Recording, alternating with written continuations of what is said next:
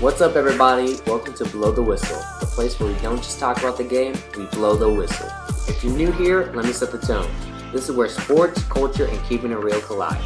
No hot takes just for clicks, no fake outrage, just honest opinions, laughs, and a whole lot of love for the game.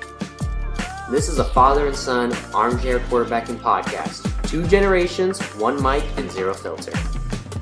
We're not claiming to have all the answers, but we do have opinions. Sit back, lock in, and enjoy the conversation. And if something doesn't smell right, or if the take is a little too over the top, you already know what to do. Blow the whistle. Welcome back to Blow the Whistle. Number 2 Houston versus Arizona. Toughness met tempo. Kelvin Sampson's defense against Arizona's firepower. And somebody's ranking just got tested. And the NFL, Jaxon Smith-Njigba says, don't just pay me. Make me the highest paid wide receiver in football. George Pickens, franchise tagged. Javonte Williams, he got a contract. Big money decisions everywhere. And we're ranking the top 10 quarterbacks heading into 2026. The elite, the dangerous, and the ones fighting to stay in that tier 1 conversation. So let's talk about it. And let's blow the whistle. Alright, the first topic we're going to talk about is Houston versus Arizona. Before we get into that, make sure you like, subscribe, and follow us on Instagram and TikTok. Alright, Houston versus Arizona. Arizona wins 73-66. And I'm really not surprised Arizona won. Again, this could be a Final Four preview. It was treated as such. Houston was most likely to win this game coming into, but Arizona looked like they wanted to play more, had more grit, more confidence, more determination. I mean, it was that, and like Sampson said in this post-game interview, when 2 teams like Houston and Arizona go up against each other, there's 2 guarantees. A good team's going to win, a good team's going to lose. But it doesn't, he went on to say it doesn't mean that you're bad or anything. But I'm not worried about Houston losing to Arizona. I'm worried if they can bounce back against Kansas on Monday. If they can, that's good. That's really good. But they lost 2 in a row, just like Arizona. So they need to find a way to bounce back and use that kind of losing streak drive to push them. Yeah, I mean, look, you know more about that game than I do. I mean, you was there, you were watching it. So, I mean, I'm pretty sure you had a better feel for it and everything else. It's a little different than watching it, you know. But the one thing that kind of stood out to me, and, you know, I made some notes on that game, was that Arizona won because of the turnover battle. Oh, yeah. I mean, they got it. Also, the one thing that did stand out was that they won the bench scoring. That bench came in and they were scoring, right? Yep. And another thing, so it was 3 things, really: the turnovers, 2, the bench. Arizona's bench outscored Houston, and last, you remember that 12-0 run that Arizona went on? That was tough. That was hard. Oh, yeah. You know what I'm saying? And Coach Sampson is right, man. You know, you have, if you think about it this way, your top 3 teams, and now I think it's top 4 now, which is Houston, and not in any order. Houston, Arizona, Michigan, and Duke now. Yeah. Right? Duke beat Michigan. Michigan was number 1. Which is still crazy. Right. Arizona beat Houston. So he's absolutely right when you start talking about a good team won and a good team lost. So that's to be said again with Michigan. Michigan lost to Duke. So you really have 4 top tier teams that are really going at it. So it's kind of like that, Yeah. coin flip. So, I mean, I don't think this is a bad loss for Houston.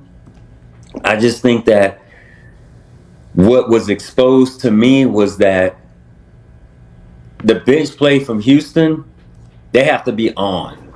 When you playing these top 4, other top 3 teams, your bench has to be on, man.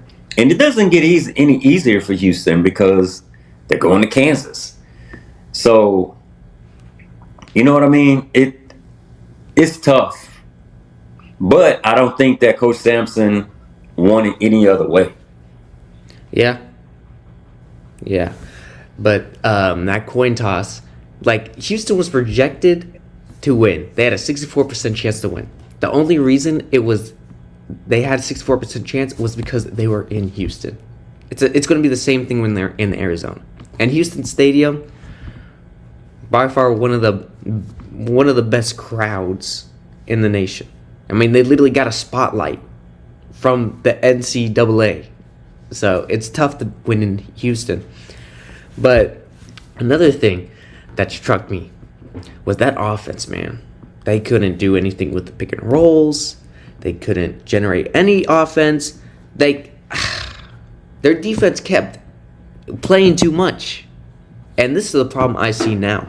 If this keeps going, you go into March Madness, that tournament, let's say Sweet 16, you go up against someone that's about the same tempo, same speed as Arizona.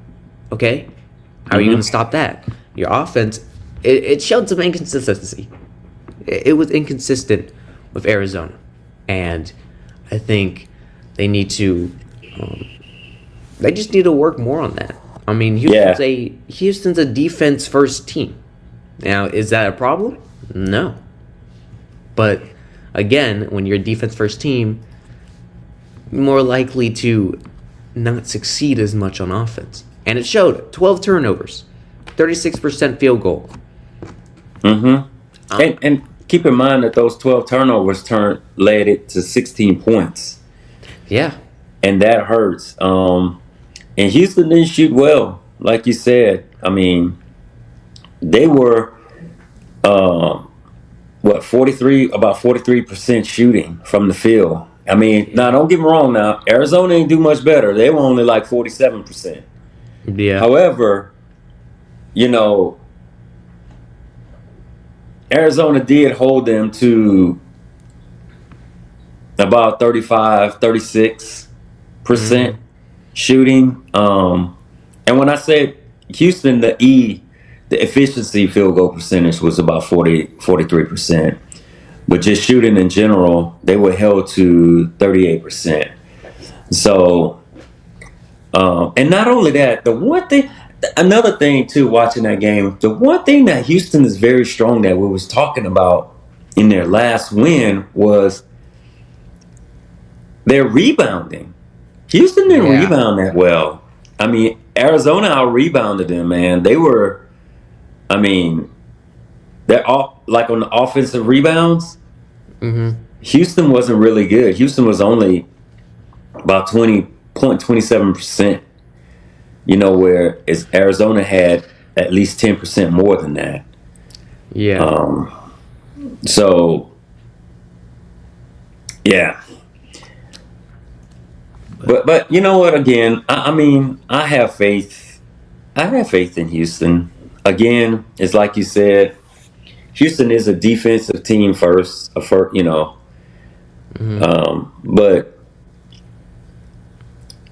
that ain't gonna be a hill of beans if Houston's not gonna be a little bit more proficient in scoring. So we got to do better with that. But again, when you have Coach Sampson, I kind of like, okay. And again, it's the tournament.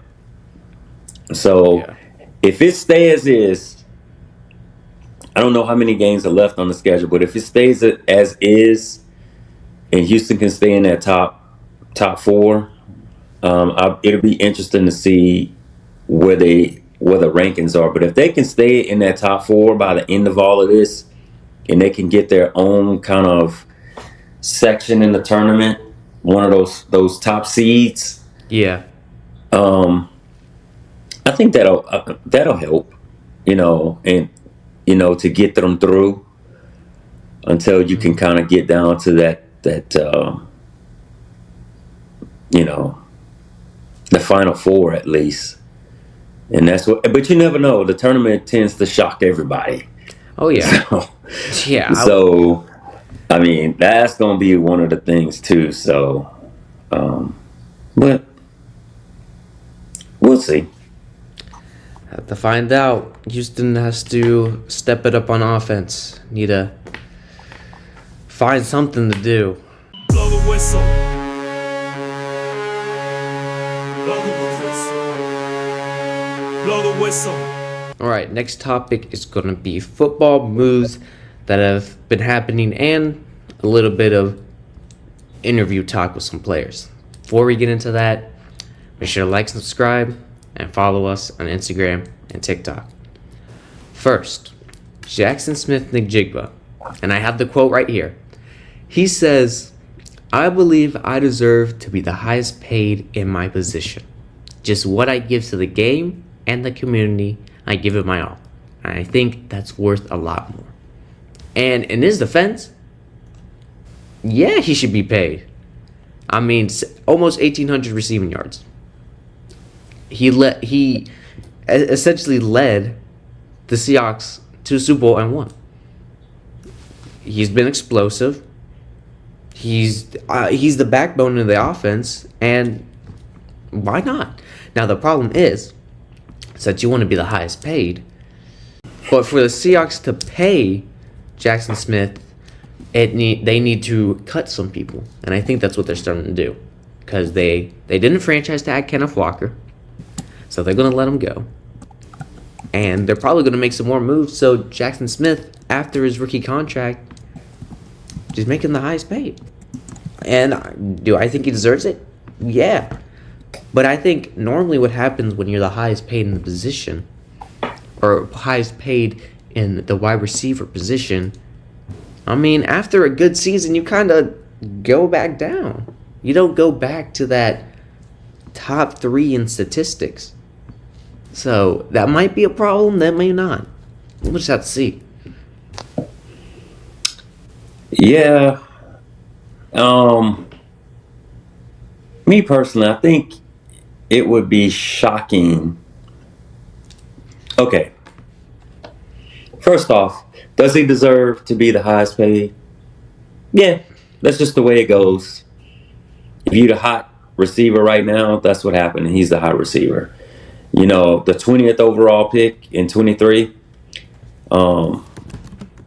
He's on a 4-year, $14.4 million deal. He's outperformed that. And I will tell you, even before last year, he's outperformed that, because his rookie year, he had 63 catches for 628 yards, right? Second season, 1,130 yards. This year, he led the entire league. He's gotten better every year. This year, he pretty much 1,800 yards, man, and 119 catches. Yeah. I mean, offensive player of the year? Does he? Yeah. Now, Here's the thing. The good thing is, I mean, Seattle is like $62 million available in the cap. So they have money to spend, right? But when you start talking about being the highest paid, I mean, Jamar Chase gets $40.25 million a year. Justin Jefferson get 35. So now the argument becomes, hey, is he better than them? Jamar Chase took his team, along with Joe Burrow, to a Super Bowl. Did they win it? No. So if you look at it like that, and when he said want to be the most paid, is he saying he wants 40 million point 30? Yeah. You know, that's the thing. But does he deserve to be paid the most? Yes. I mean, it's kind of like quarterbacks. Whoever's the hottest thing, the next man up. You give it to him. I mean, you can't deny what the kid has done with it, you know. And he has this quote that says, "I would play this game for free. I love this game so much, but you don't have to. I'm learning to be a good businessman." So hey, that's telling you right there. Hey, look, I'm a businessman. Y'all not about to not pay me, you know. Yeah. But I know from what I've read that experts have said that he's really around the 37, 38 million per year range. So that would put him in like the top 3. But I can tell you right now, he's not going to go for that. He's going to be like, nah, bro, y'all got to pay me some money, you know. Yeah. And I get it. You're going to have to. And the interesting thing is he's only 24 years old, man. Yeah. So he's going to end up hitting 2 max deals in his NFL career if he stays healthy. Yeah. Because right now they got him on a steal. The dude's only making $3.6 million a year. So now, if you Seattle, what do? Yeah, that is the problem. Now, if you franchise tag him, yeah, that's going to give him around maybe what 33, 34 million, something around on that. average. Now, the thing is, do you risk it or do you just go ahead on and pay him? Me personally, at 62 million, I would go ahead and pay him. But I would have to look at the rest of the people who are on my team that are valuable that I can't get rid of. But if you have the majority of your good players under contract, with the exception of your running back, right? Yeah.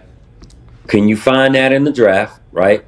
Can you afford to let him go? Find it in the draft. If you can, I would go ahead and sign him. And since I have 62 million underneath, I would try to at least work out something and front load his contract and just get it all done and over with, man. In the next couple of years, be like, okay, let's go ahead and front load this guy, get it over with. But if they believe they can go on another run, okay, well, Hey, they might be able to with that defense. yeah, but it depends, man. I mean, Judging you if can't nobody important leaves. you can't keep everybody. That's the thing. After a good season, you can't keep everybody, man. So, yeah, that's just, we're gonna have to find out about that. But next, George Pickens did get franchise tagged. I want to say about 2 or 3 weeks ago, and even CeeDee Lamb said, "Oh yeah, I'll cut my contract so we can get George Pickens." George Pickens, he is a really good investment for the Cowboys. Why? Because you were the top 3 in offense. Top 3 in offense. Only reason you didn't go to the playoffs is because of that defense. And George Pickens helped you get that top 3 offense, along with other stuff, but he's one of the main contributors. I mean, he had more yards than CeeDee Lamb. Granted, CeeDee Lamb was injured, but still. He has unlocked the true potential of that offense. He's given CeeDee Lamb more time to breathe, because CeeDee Lamb always got double teamed.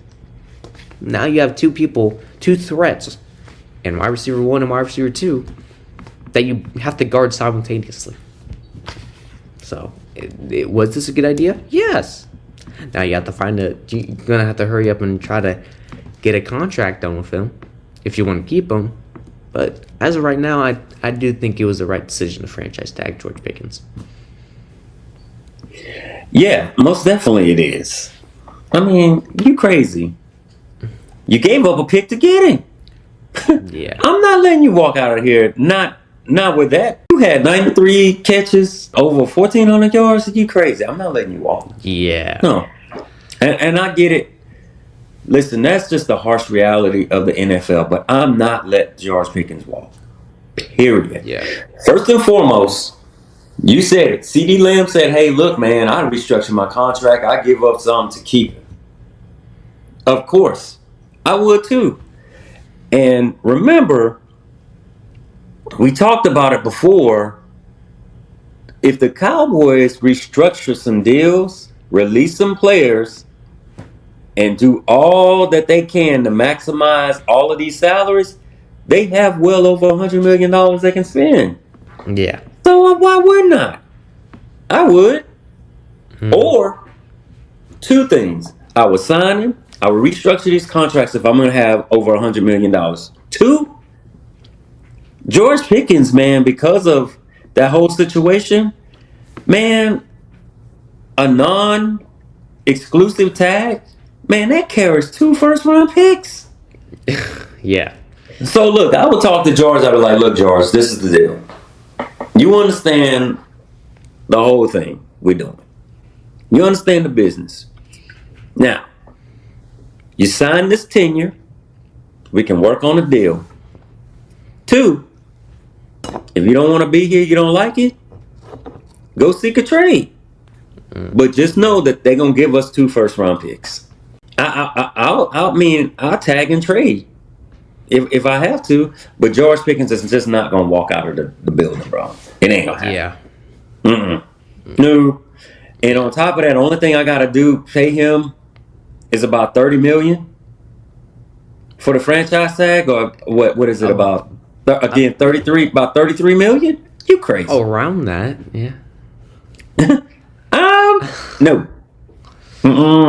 That's an easy fix right there. You're going to pay, or I'll package up a deal. You know what I mean? Yeah. So,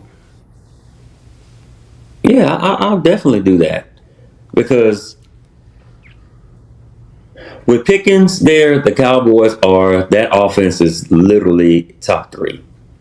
Bonafide. Especially if we can get somebody to replace Steele, and we can get, the offensive line to stay healthy the whole year. Man, look. Dallas, the problem ain't offense, the problem is defense. So George Pickens, we cannot let you walk out of the door like that. No. And even if we do let you walk, well, I'm gonna trade you for some value, man. I'm not trading you for like a bag of chips in the second round. Come on, I'm trading you for more because you're that valuable. But he expressed that he said he wanted to try to stay. So maybe maybe he won't. And I think he likes being in Dallas. Me personally, I think he likes being with CD. I think he feels welcome here. You know what I mean? But the one thing Pickens need to do, and I'm pretty sure his agents tell him, and again, his agent has bad blood with the Cowboys because it's the same agent that was with Michael Parsons. So, there's some bad blood there. So, not CD, but George, man, he can't do anything until he signed that tenure, right? Yeah. So, but the longer he drags his feet, the market is going to freeze up on him. So, but again, those people, that's smarter people than I am on this stuff. So, but I can see, Dallas is like, we can either extend you or we'll sell your rights at retail price, and get some picks, and that's just the way it's gonna go. But I would hate to lose him. Oh yeah, I would definitely hate to lose that guy. So yeah, I would too. It would be a huge blow for the Cowboys. Oh yeah. And finally, the Cowboys go at it again. And yesterday, or on Friday, whichever one, Javonte Williams gets a 3-year deal with the Cowboys. And do I think this is the right idea? Yeah. 1,200 yards 11 touchdowns. He's finally gave you a running back, because Dallas has kind of struggled with that department, and he's been reliable. But here's the thing. There are so many running backs going into free agency, and especially Kenneth Walker. I see both sides of the coin. I mean, yeah, do I think Javonte Williams is good? Yeah. Do I think that the Cowboys could have let him go and get someone like Kenneth Walker? Yeah. I mean, there really is no wrong in this, in whatever decision you make. Yeah,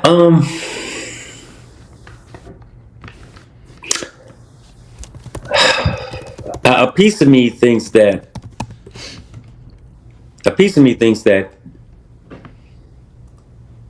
Dallas was a little too fast on the draw with this one. I thought this is one of those things that should have probably waited a little bit, as far as I'm concerned. I get it that, they got him on the cheap. I mean, 3 years, $24 million, $8 million a year, and only guaranteed $16 million. So it's basically a 2-year deal. You know what I mean? Yeah. Gave him a $6 million, signing bonus. So in essence, he's basically going to get all $24 million if he stays 2 years.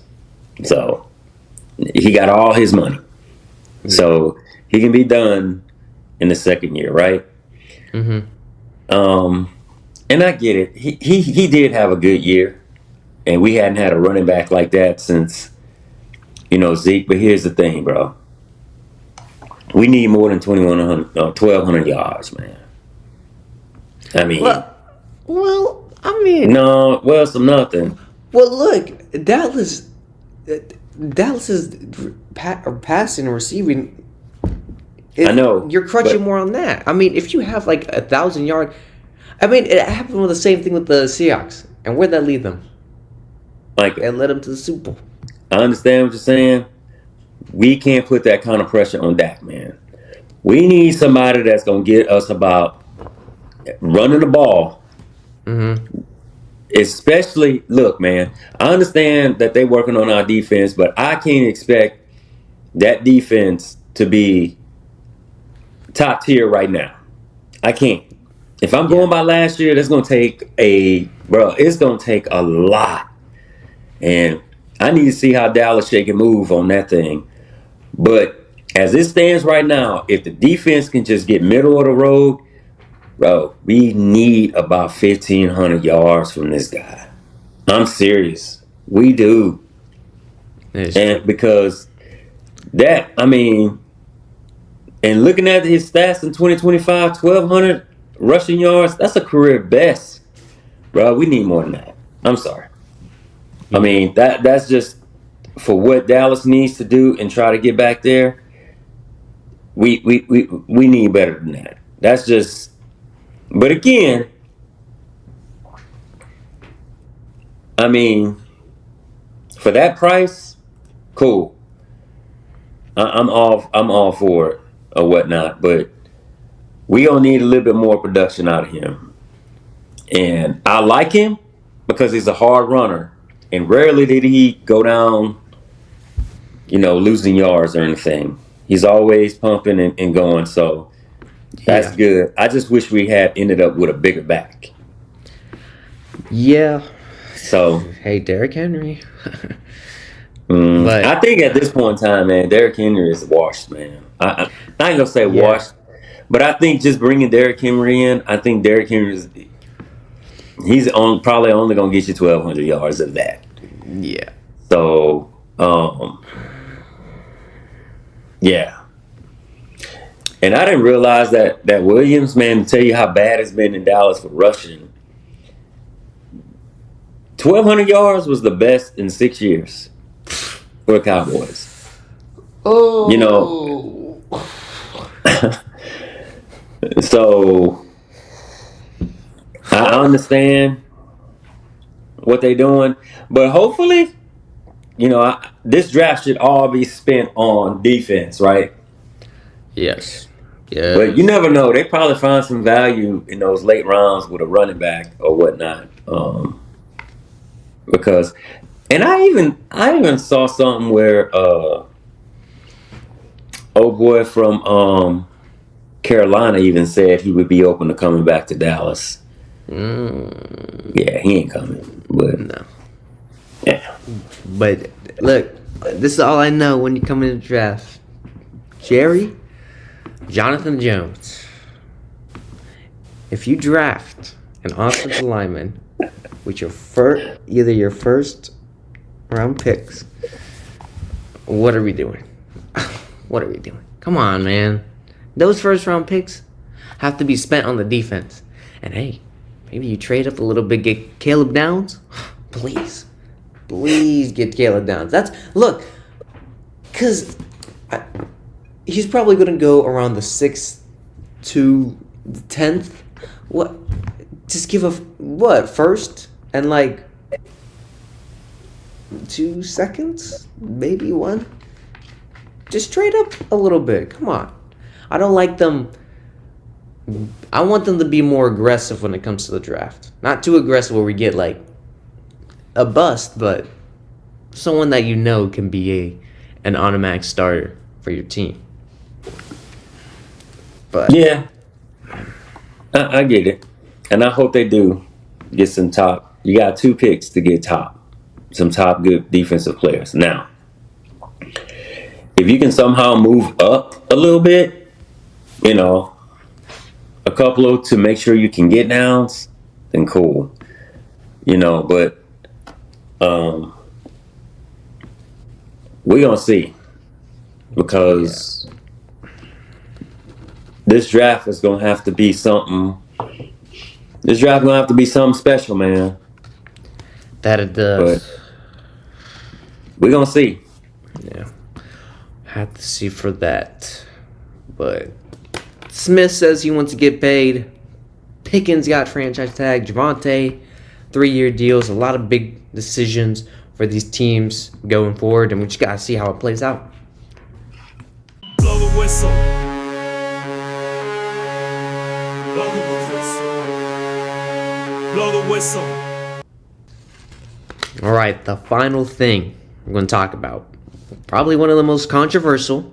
A lot of people have opinions on this. Top 10 quarterbacks going into 2026. Not the 2025 season, going into next season. We're considering what they've done in the past, what they've done last season, and more talent for this top 10. Like and subscribe, and follow us on Instagram and TikTok. All right, so. Bro, this is about to be so controversial. It's I know. going to. This is just going to be like one of them LeBron James versus Michael Jordan. I was just about to say, and before, you guys, don't yell at us, all right? Just show me your list, and boom, you got to blow the whistle. But my top 10 list. Number 1 is Mahomes, obviously. I think that's a given. 2 is Stafford. 3, Lamar Jackson. 4, Joe Burrow. 5, Josh Allen. 6, Dak Prescott. 7, Sam Darnold. 8, Drake. 9, Caleb Williams. And 10, Trevor Lawrence.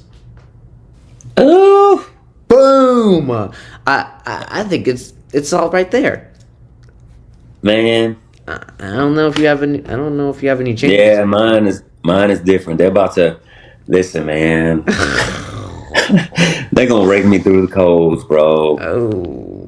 But I got supporting facts of mine. So Okay. number 1, my homeboy, Mm-hmm. Patrick Mahomes, and I don't need to go through his resume. He's just not great. He's historically great on a pace. He's tough. Number 2, I'm going with my boy Stafford, man. He's good. Top 10 in 4-quarter comebacks. I mean, whole NFL record for the fastest player to 40,000 passing yards. I mean, and now this is his second MVP. Number 3, Yes. Lamar Jackson. I'm a little worried about that overall team situation. Number 5, again, go ahead, rate me through the codes, y'all. I don't care.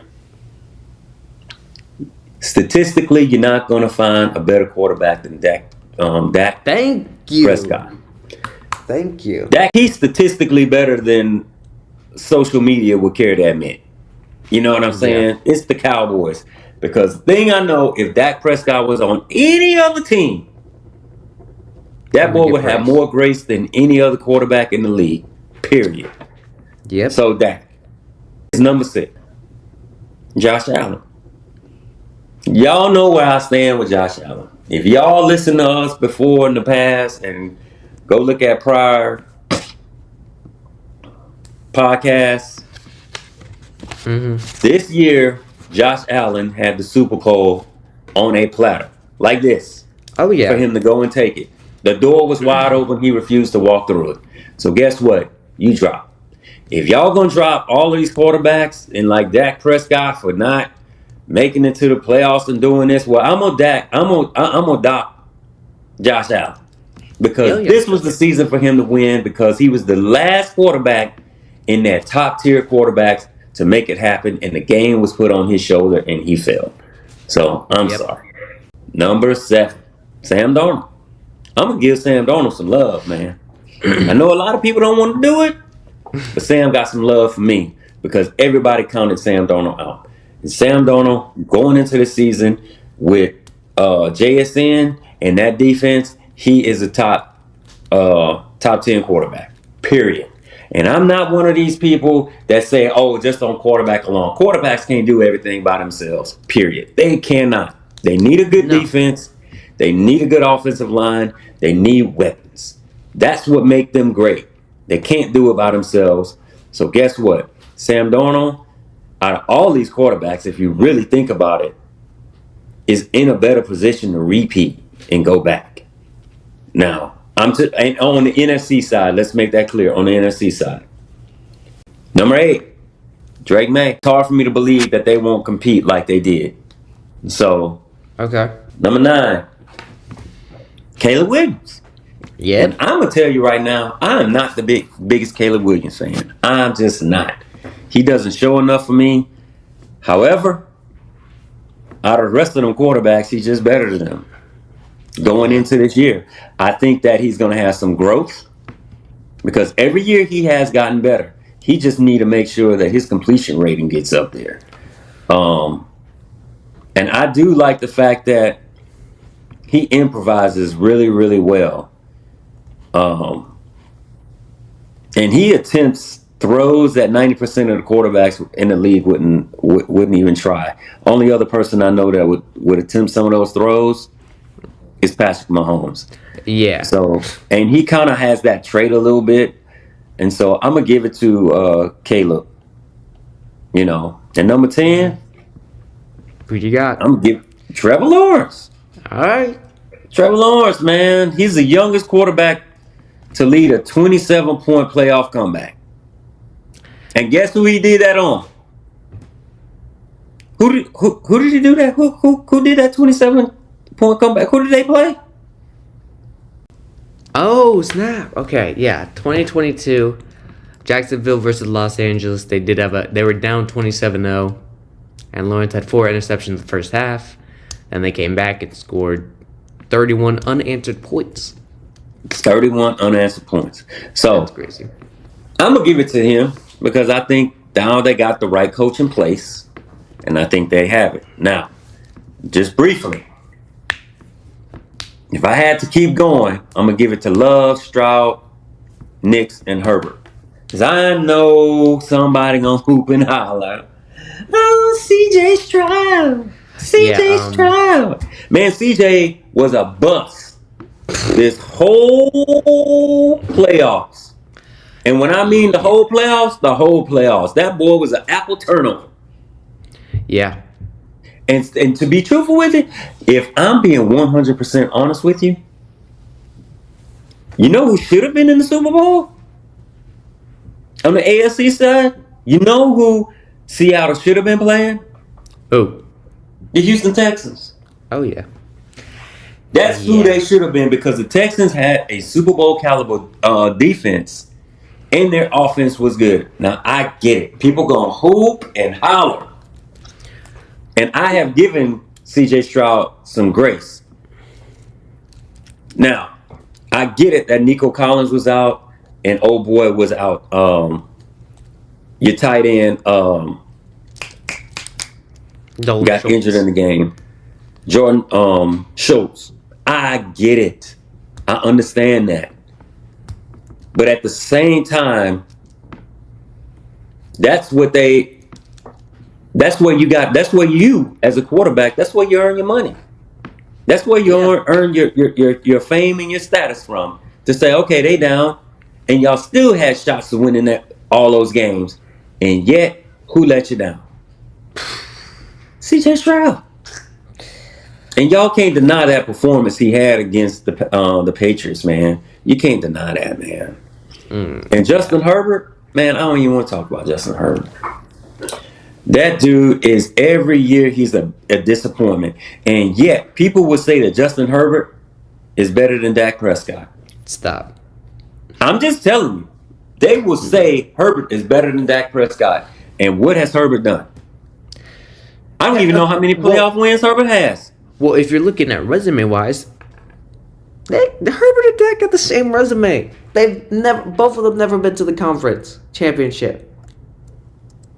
So how is Herbert better than Dak? If he has less yards, I'm just telling you, they always do it, and less touchdowns, how is he better than Dak? That's what I'm saying. Bro, he's 0-3. Yeah, in the playoffs, 0-3. But they're gonna say that Herbert is better than Dak, and that's where this Dak hating is just crazy to me. But again, I just want y'all to know that's my top 10. Now y'all can hoop and holler all you want. I would only ask in the comments, just put your top 10 and why, and then we can talk. Matter of fact, if it makes sense, I tell you, this is what we will do. We'll come back on here and we'll bring it up. Oh, yeah. We'll call out your stats and say, you know what? So-and-so make a good point. I get it. Points that I didn't consider. So do that. But as of right now, that's my top 10. Yeah. And I know this one person in particular, oh, where's Jalen Hurts? Stop. Jalen Hurts is a system quarterback. Yeah, I said it. You know why? Last year when they won the Super Bowl, they had the number 1 defense in the league. Okay, but Seattle had the number 1 defense. Seattle didn't have a 2,100 rusher in Saquon Barkley. Seattle didn't use the tush push. Seattle didn't have one of the best offensive lines in the NFL. So that means Jalen Hurts should have multiple Super Bowls, right? No. He didn't even make the Super Bowl this year. He got cut in the divisional. And that defense was down to like in the top 15. I don't think Jalen Hurts is a top 10 quarterback. You know what? He had less passing yards than Aaron Rodgers and Jacoby Brissett, a person who got in a couple of weeks into the season. Bro, do you know, I use Optimus, which is a private AI that we built that's different from ChatGPT and all that stuff online. This is a mega mind type of AI.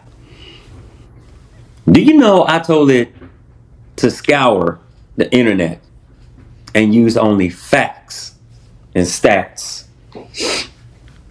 to come up with a top 20 quarterbacks using only stats and facts. Bro, do you know that this is what it came up with? And I'm just going to say it said Mahomes, Allen, Stafford, May, Herbert, Jackson, Burrow, Prescott, Stroud, Love. Now here's the 11 through 20. Nix, Jones, Darnold, Lawrence, Williams, Daniels, Cousins, McCarthy, Pickens. You know whose name's not even in this? And look, and I tell you the source, and this is the sources. NFL.com, ESPN.com, and Fox Sports. Those are the three major ones. And I can even see some Sports Illustrated in here as well. You know who's not even in that top 20? Jalen Hurts. And that was shocking to me. Because when I was doing mine, that was shocking to me. Now granted, if I just told AI just to on its own, I can see an argument of saying, man, you letting a computer do this. But all of these things are coming from credible sources and experts. Because I put in the search to use stats, credible information from credible sources and sports sources. And that's what it came up with. That's an interesting thing, man. And I can even say, I wasn't Jalen.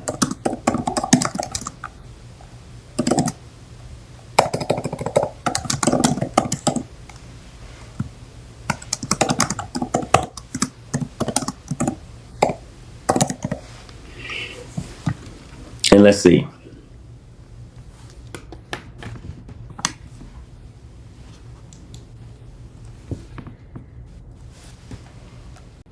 It's saying that he's not a consistent, elite, pure passer. And he's not. And to your point, and again, this is coming from experts. He's a heavy system dependency. Yeah. Post Super Bowl regression narrative. Turnover. Rushing.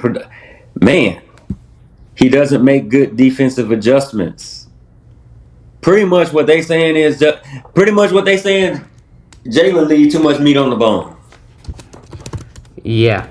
You know, when you go to eat a steak, hey man, he not getting close to that bone.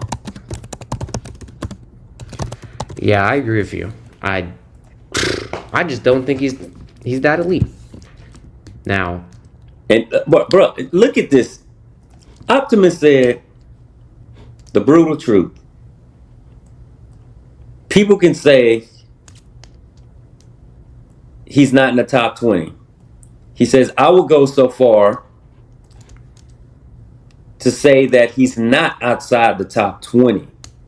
But according to experts going by their stats, he is outside of the top 20. But if someone pushed him to the 14 to 18 range, the argument would center around scheme dependency, passing ceiling, consistency under high volume drop back pressure. yeah. So just don't think in my mind he's anywhere even close to the top 10. yeah, But I have a problem, that was just a problem with yours is Drake, man. I'm sorry. Now, Drake man. well, look, did he have a top 5 quarterback performance in 2025? Yes. But again, I'm going to use this. I am using this. And I'm going to stand on this hill. The Patriots had the easiest schedule and easiest way to the Super Bowl. Las Vegas, under 500. Miami, under 500. Pittsburgh, barely 500. Carolina, under 500. Saints, under 500. Titans, under 500. Browns, under 500. I can even go Buffalo and Baltimore. Those are the only, bona fide people that you play. And you went 1-1 with Buffalo. and barely won against Baltimore. Performance-wise, he did good. But let's look at these playoffs. Against the Chargers, well, he had 268 yards. It's the Chargers. The defense is bad. Against Houston, 179. But you forced 4 fumbles and you had an interception. That's a problem. Against Denver, not even 100. 86 yards. And against Seattle, 295, but 2 interceptions and a fumble. So, can we say, based on the postseason, that Drake May is a top 5 quarterback? Because when I look at this, when he goes up against those top defenses, the Broncos, the Texans, the Seahawks, he underperforms. Now, next season is going to be like, it's going to basically tell us how good he is. Because they're actually going to have now a harder schedule. And the only reason I think they even went to the Super Bowl was C.J. Stroud, the Chargers, and Jarrett Stidham played. He really won against Jarrett Stidham in the conference championship. Okay. Man, put me in quarterback. I can win against Jarrett Stidham. Okay. So if I'm going by your logic, then Josh Allen shouldn't be in the top 10. He had the Super Bowl in his hand. He lost. He didn't perform well. Yeah, he threw up a lot of yards, but he still. Come on, man. You said going into 2026 season. Mm-hmm. Going in. Now, if I have to look, he's gotten better every year. Exactly. Just like JSN. So I'm just projecting that going in, he's gonna be better. That's all I'm saying, bro. Well, do I think Drake May is gonna be good? Yes. Do I think he's gonna be like a caliber with Mahomes and Lamar and Joe Burrow? Now, look, I'm not saying Drake May athletically is better than Lamar Jackson or Josh Allen. I said my list that I'm doing, I'm considering the quarterback, the whole team, as a whole. Yeah. And you do have to have that talent and everything else, right? Mm. Now, do I have Drake May up a little too high? Probably so. But Drake May is top 10 in my book. He's top 10. He's top 10. So it's just like when I'm looking at it, I'm like, okay, do I put him over Jackson? The dude went to a Super Bowl. Regardless of how he got there, he went to a Super Bowl. I mean, I can't just not do that. And if Lamar Jackson had went to a Super Bowl, Lamar Jackson would have been number 3. Burrow would have been number 5. So I'm looking at these quarterbacks that went to a Super Bowl. The only reason why Sam Darnold's not higher is because he's on a good team, but I do have to take his whole situation as a whole. Like, I do remember them other years now, regardless if he was with the Jets or not. It was kind of rough. Now, if Sam Darnold fool around and do this again, and he don't have to go to the Super Bowl, but if he get to another playoff situation and he go to like the NFC Championship, he is not a number 8 quarterback. That dude is like a top 5 quarterback. Yeah. So, hey man, I can't go on all this other stuff, and I get what you're saying. Yes, I did. I do remember him playing that schedule, and I get it. But bro, come on, man. This is not an easy thing to do. But still, it's just, I don't know. It's hard for me to say that a Drake May had the easiest schedule and the easiest postseason, and he's considered a top 5 quarterback. It's just hard for me to say that. I get it. I just don't see it. I just don't see. Because do you know what separates Mahomes from Drake May? Is because Mahomes has a difficult schedule. Who do you have? Okay, let me ask you this. So who do you have at number 4? Joe Burrow. Okay. And who do you have at number 3? Lamar Jackson. Those two can be interchangeable. I mean, okay.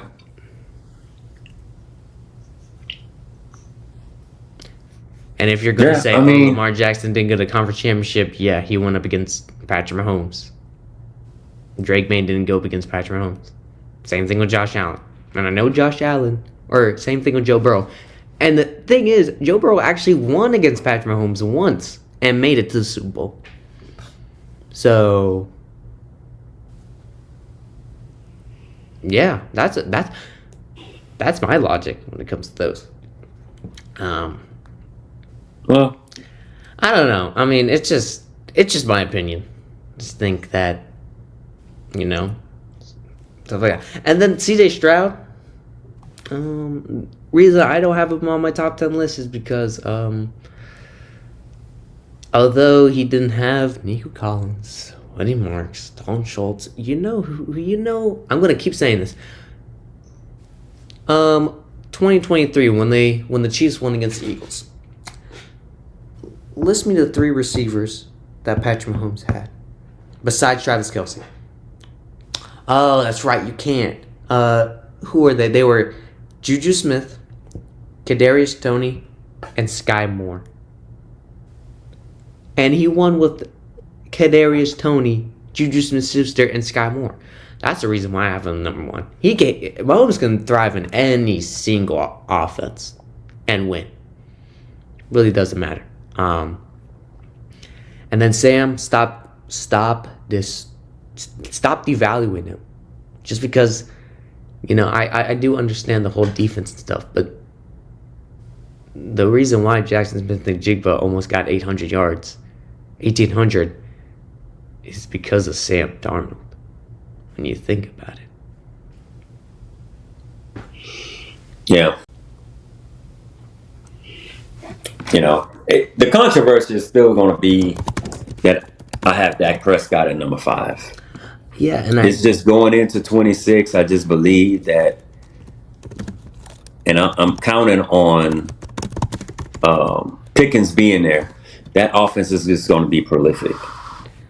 Yeah. So yeah, and Dak Prescott is not like Mahomes, where Mahomes can thrive. He's more of like a Tom. Well, I wouldn't say Tom Brady, but he's more of those quarterbacks, Hall of Fame quarterbacks that did have a good supporting cast. I mean, if we're judging off of what quarterbacks did alone, then Drew Brees, he had Michael Thomas. So we're gonna have to devalue what Michael Thomas gave him. We're gonna have to devalue actually Patrick Mahomes what Tyreek Hill and Travis Kelce gave him. I mean, it's not your fault for having CeeDee Lamb or George Pickens. You're just capitalizing off of that. And you're showing that with having a top 3 offense. I mean, I don't care if people use that argument. The ball goes through the quarterback's hands on every single play. And the quarterback delivers the ball to the receiver. Who's giving Jaxon Smith-Njigba almost 1,800 yards? Sam Darnold.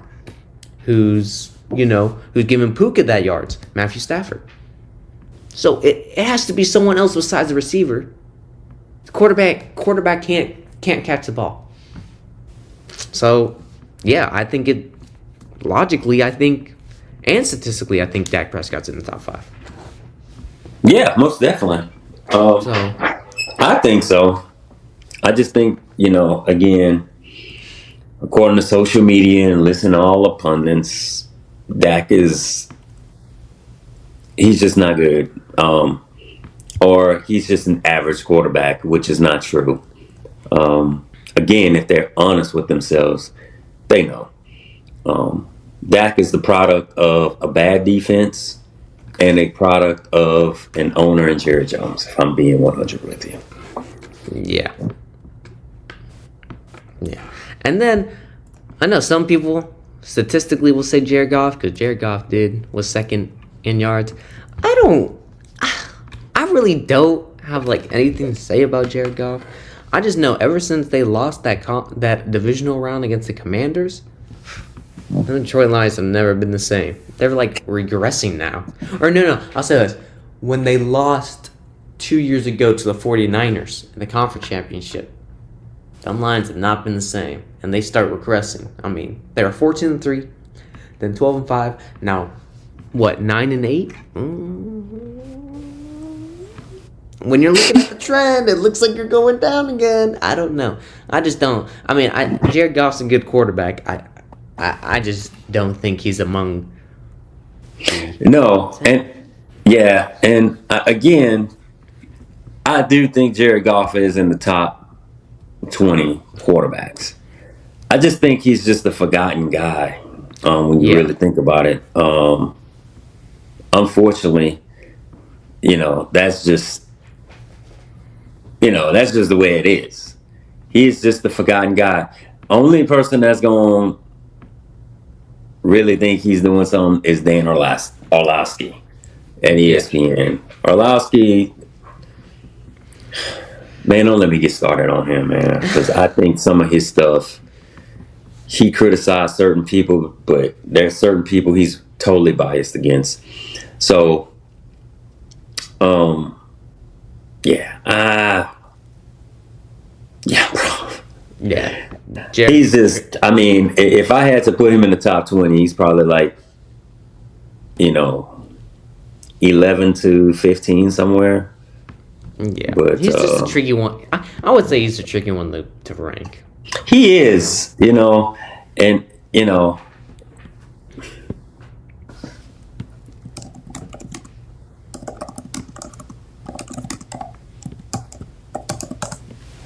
yeah. So I'm even looking. Yeah, they said, where would Jared Goff? Where would he fit in all of this? Yeah, they put him at like 12. Yeah. Mm-hmm. So I would say, he's in that 12 thing. But I don't know. Yeah. I just totally forgot. I wasn't even thinking about Jared Goff. I wasn't thinking about him. I wasn't thinking about him either. Which is, I don't know if that's a good thing. I don't know if that's a bad thing. But yeah. So if any of you guys want to give me some bars on why Jared Goff is top 10, go for it. I'm all yours. And please, I'm gonna say this one more time. Don't be dissing on us. Don't be calling people, names, certain stuff. Talking about barbershops. Come on, just say, hey, I kind of disagree. I'm blowing the whistle. Here's my top 10. We'll go back and forth for that. All I gotta say. But that's our top 10 rankings. Comment yours below. Talk it out. Discuss with others, and yeah. Blow the whistle. Blow the whistle. Blow the whistle. And that's the show. Number 2 Houston versus number 4 Arizona. Statement season in full effect. The NFL money moves heating up with Jaxon Smith-Njigba and George Pickens. And the quarterback hierarchy heading into 2026 is getting tighter. If you rock with the takes, make sure you like and subscribe and share the show. Follow us on Instagram and TikTok and drop your top 10 quarterbacks in the comments. We're reading all of it. Until next time, keep it locked, keep it real, and as always, blow the whistle.